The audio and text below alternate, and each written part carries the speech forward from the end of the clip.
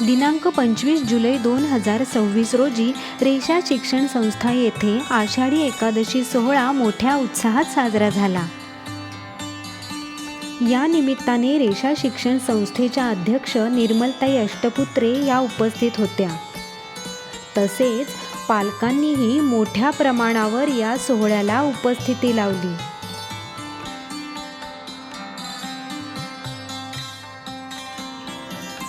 या निमित्ताने रेषा शिक्षण संस्थेतील सर्व विद्यार्थ्यांनी आणि ताईंनी विविध सांस्कृतिक कार्यक्रम सादर केले. रेषा गुरुकुलच्या इयत्ता 1 ते 4च्या विद्यार्थ्यांनी भारूड सादर केले. भारूड हा महाराष्ट्रातील एक अत्यंत लोकप्रिय लोककाव्य व लोकनाट्य प्रकार आहे. भारूड परंपरेचा उगम साधारण 15व्या-16व्या शतकात झाला.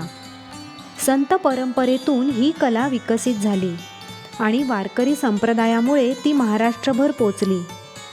भारुडाला सर्वाधिक लोकप्रियता आणि उंची दिली ती संत एकनाथ महाराजांनी. भारूड म्हणजेच बहुरूढ. यात सहज सोपी ग्रामीण जनतेला समजेल अशी भाषा, दैनंदिन जीवनातील उदाहरणे याचा समावेश असतो.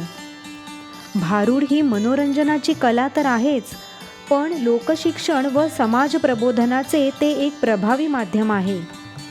अशा प्रकारे सुमारे 300 ते 350 भारुडे संत एकनाथांनी रचल्याचे मानले जाते.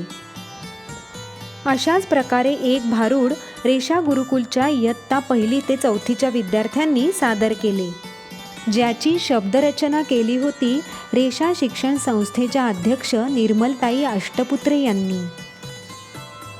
यात सहभागी झाले होते इयत्ता 1चे विद्यार्थी देवयानी पाटील, शिवानी पाटील, इयत्ता 2 मीरा ढाके, हार्दिक खैरनार, इयत्ता 3 शिवांजली भदाणे, कबीर देसले, कियारा देसले, इयत्ता 4 करिश्मा मोरे, शुभ्रा धोपावकर.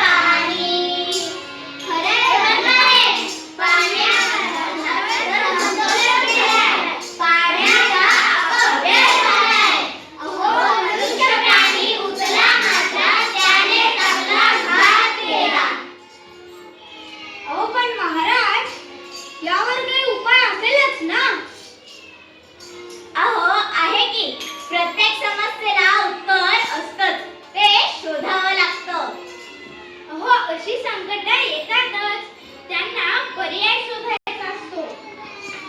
घरोघरी कहाणी करा, नळ वाहतोय भराभरा, ओवाळी बंद करा, पाण्याची वापर टाळा, पाणी अडवा, पाणी जिरवा, आणि कुंडलीचे संकट घालवा.